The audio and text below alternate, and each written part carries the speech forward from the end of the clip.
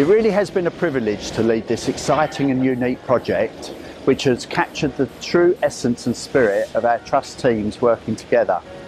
Over the past several months, the project team have worked with Essentia and ward teams on 3 key pilots, as well as making a number of changes to the way our services are provided on our pilot wards. Our video will share some of the many success stories, and you will be hearing from the people who matter the most.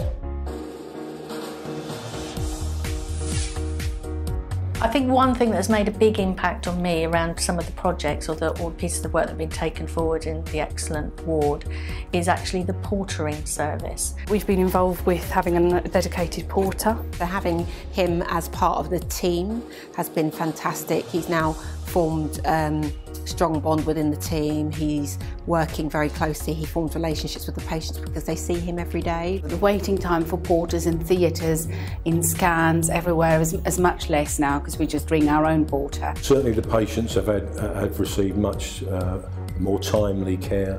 The wards have received a better service. It's a lot better now because our own porting is simply go and pick them up or take them down, which has really helped, I think, their morale and patients, because even some of the patients know them by name now. The wheelchairs specific for the 9th floor. It is very good, especially for the type of patients that we have who's been here for a long time and then haven't seen the garden and haven't smelled fresh air. So I think it added new dimension to their experience.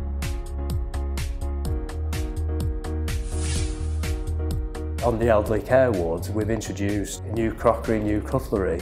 That enables the patients to understand what's on their plate and identify portion sizes and get them to encourage to eat more. Fairly simple changes, but changes that have really made a difference. As well as the china that we've changed, we've implemented the traffic light tray system.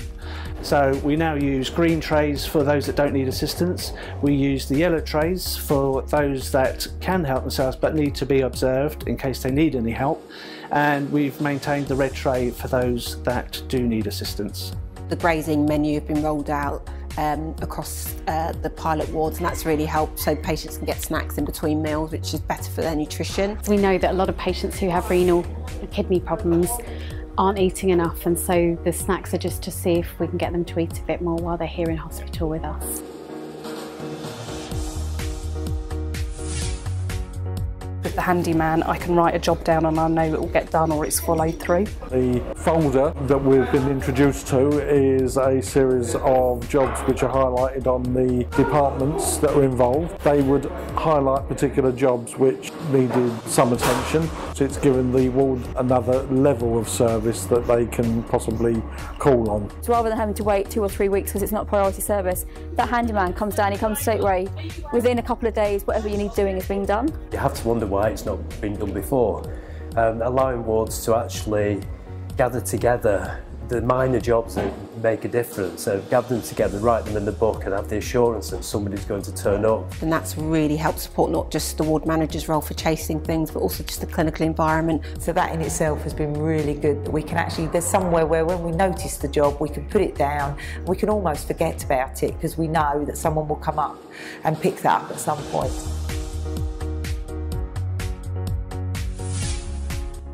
The one-stop number has been set up to allow all of the wards who are on the project to have one number to call for any essential services they require.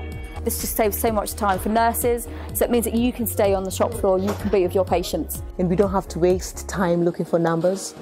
And you know that if you call this number, there's somebody at the end of the line. I think for people that are new particularly, it's been helpful because it is quite hard to remember so many different numbers when you're trying to access the non-clinical services. I think that's been excellent. It allows them to come through to us, and obviously we will then see that they are one of the essential departments that needs effectively prioritising because they are such a busy department. We will then know that we have to log it in a particular manner and give it as much focus and attention as we can to get the jobs done as fast as possible.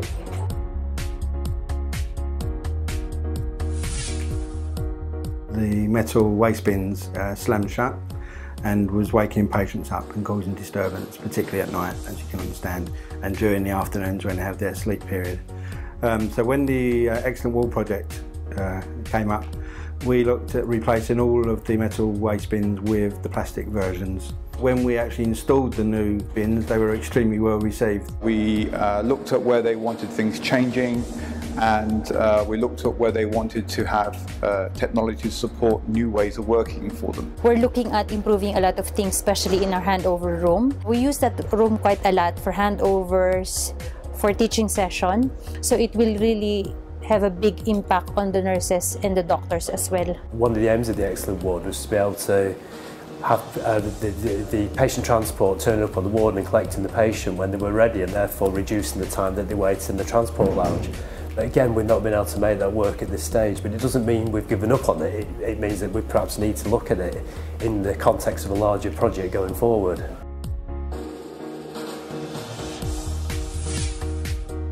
It's really proved its benefit in respect to delivering a better patient experience. It's now great that we've agreed to now roll it out to a further 8 wards, and eventually we'll have implemented the Excellent Ward across the whole hospital. I think it's a real good opportunity to really refine the non-clinical services to support and deliver the clinical workload, because I think the ward managers have found it very beneficial across the board. What the Excellent Ward has done is actually made minor adjustments to the service, but it's actually created something that's more bespoke to the actual patient that you're serving. And I think that's the message we need to take to people. We do care about our patients. We do want to always make things better.